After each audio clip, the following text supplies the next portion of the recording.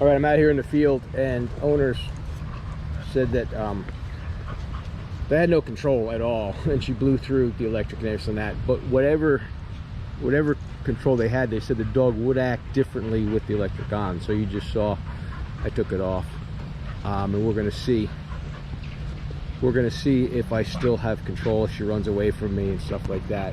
Even though she ran away from them with the electric on, and she's a dog, she knew when the equipment was on and off, because the way she was trained, collar wise it's called, you know. She would escape from her leash, flip off the collar they had, and know it was off, look at owner and take off. And she knows when equipment is on and off. Like I just took it off. Korra, come! Right, and we're not gonna have that problem at all. And this dog is 3.5 years old. It was like that this whole time.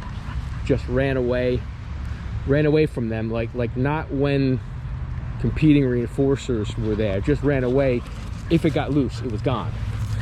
Like I said, it would flip off collar, and when it was on the leash, and look at the guy and take off. Right, Korra, come! And this is what I have. I just took it off. I wanted you guys to see. Took it off in front of you know, this dog knows that it's off. Out. This is a smart dog. Dogs are smart. But it's a difference between training a dog properly and not. I mean, you know, the dog was Fox wants me to throw it with my hands. He's a jerk. The dog was trained with initially with low-level e-collar stim. The electric was started before the command, and the intensity was raised with competing reinforcers, which they never got a handle on. And they raised it, and the dog blew through it all. Ivan Balabanov's course explains why that is such a bad idea, why starting the electric before the command is such a bad idea. Out. And I can't get into it here because this is his stuff, but I can tell you the difference that I'm getting with these dogs is because the way he does it is so different, and it's scientific. He explains science behind it with studies, hardcore stuff, why starting the electric first like that, like so many people do, is such a bad idea. Why it's bad for the dog's brains. The brains don't work that way. How it creates so many issues with the dog. And just because on a lot of dogs it quote-unquote works, you have to define works, and then you have to look at a dog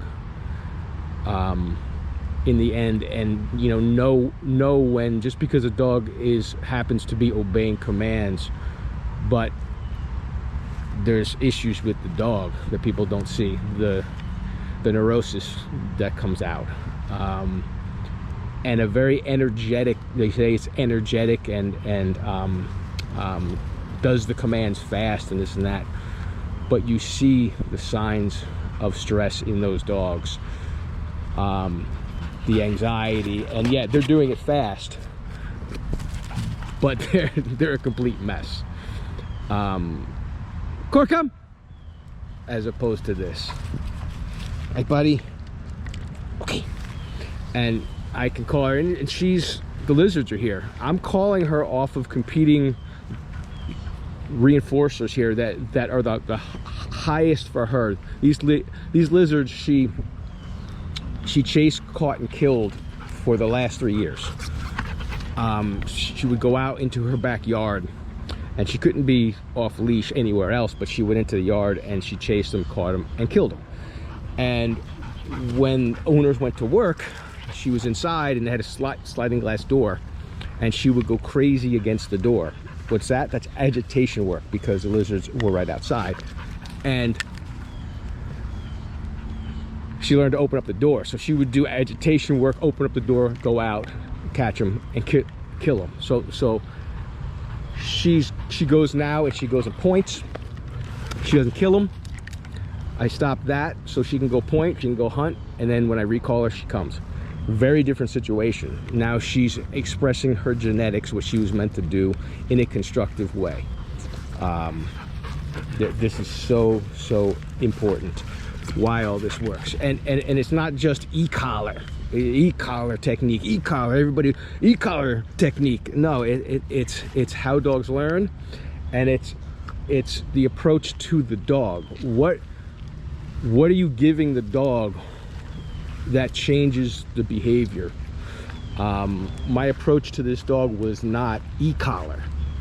It was not punishing, reinforcing behaviors. You could see pointing right there.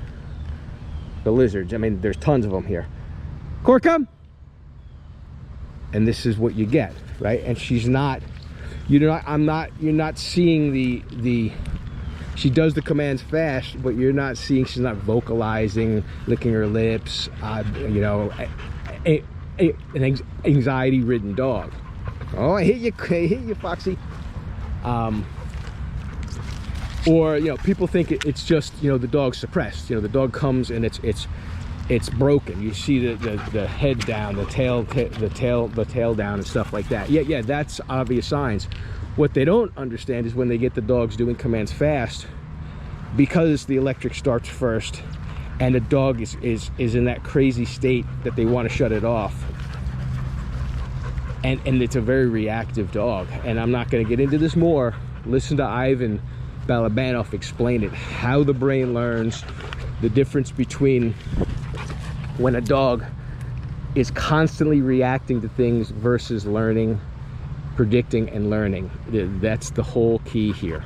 That is the whole key. Fox wants me to use, I have to throw in my hand to Fox. You get a very, very different dog.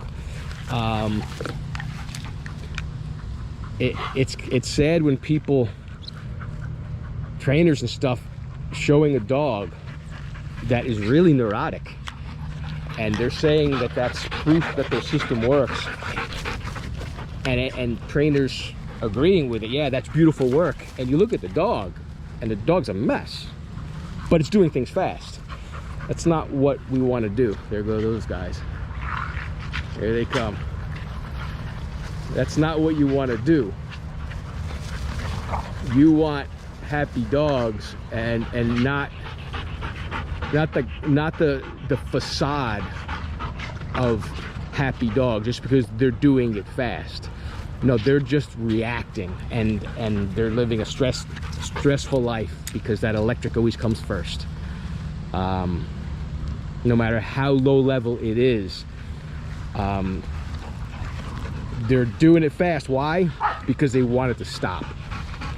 So you can't use argument that it's low level, it's neutral, they don't care. If they didn't care, they wouldn't do it fast to make it stop. I mean, use your brain.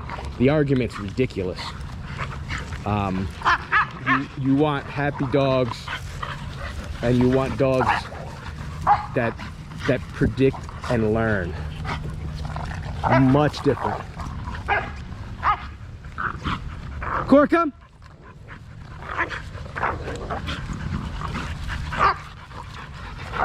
And that's what you want.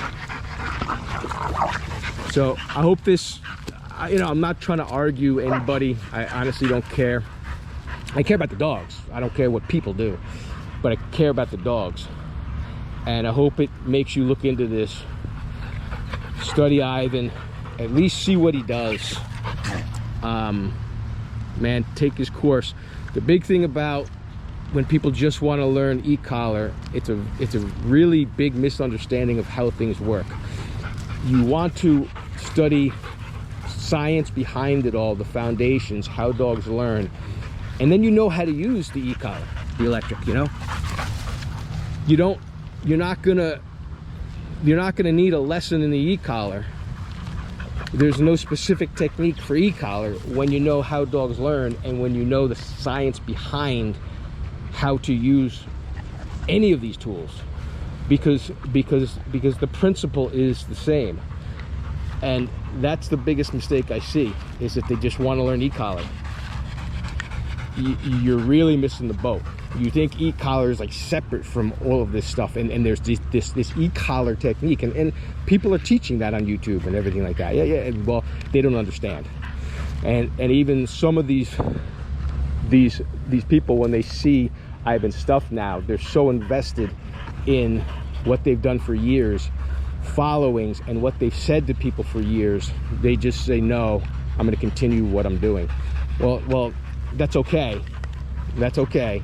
It's, you know, you got free will, but you individually should go and study from Ivan and make your own decision. Don't listen to somebody who's making a living saying one thing for many, many years, because now they say, well, you know, the way I do it is better. Go and see it for yourself. That's my advice. I don't guarantee much. Guarantee if you take his course, your mind will be blown. You will see things you've never seen, and you will wonder why you ever trained dogs the way you did in the past.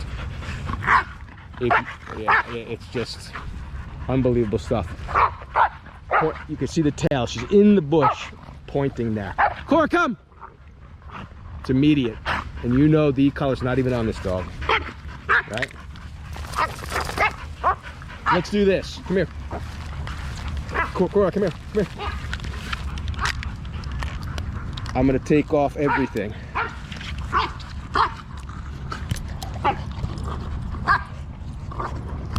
Take off everything, right? See, you're off. Because this dog would flip off, collar it head on, and take off. So now this dog absolutely, completely knows it's naked. Korra, come! And that's what you get, right? That's what you get. All right, these dogs are going nuts. You want happy dogs, man. This is what you want.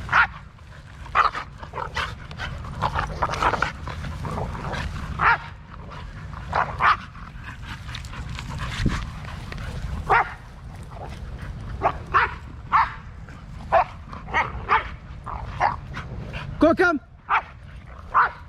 And I'm calling her much more than I usually do. I let her hunt. I don't badger the dogs, but I'm videoing this, and I believe in proof, man. And you should prove the things you say. I don't believe in posting a picture and talking a lot, because that really means nothing. Show it, and show it over extended periods of time. Like if you see my stuff, there's hours of these dogs and the dogs that I train, and they come to me. I think you got to prove stuff. Don't just talk. And these are two very dog aggressive dogs, and I have the proof of that. The video of these two dogs trying to kill each other in the beginning.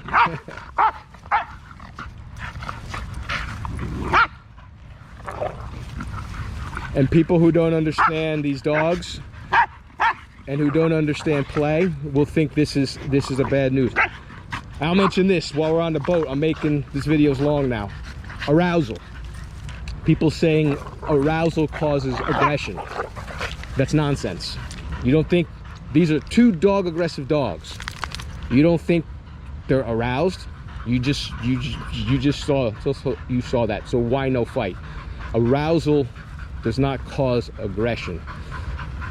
Dogs can get aggressive in an aroused state, but arousal is not the cause. I work with dogs in the most aroused state I can get them, so they learn how to deal with arousal. Trying to make dogs calm and thinking you're gonna deal with any behavioral issues, whether it's aggression or whatever it is, by saying the problem's arousal, and we're gonna not let them get excited and aroused. So we're going to work on relaxation, and we're just going to make the dogs always be calm and always quote unquote choose calm. You're really suppressing dogs, and it's a real misunderstanding of where this of this stuff, because I've dealt with way too many really aggressive dogs, and I let them get aroused, and we deal with arousal. If you're playing that game of we're always going to make the dogs calm, they're always going to be calm, you're suppressing them. And what happens when they do get aroused? You're going to have to keep your thumb on top of these dogs. And I know some people say we teach them to make the right decisions and they're always going to choose that. Who in their right mind believes that?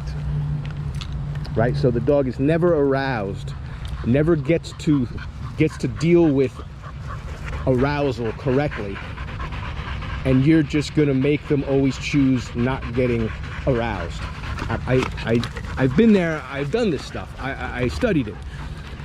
The real key is bring them into aroused states and teach them how to deal with it. Train them there, right? That's why this works for me with crazy pit bulls.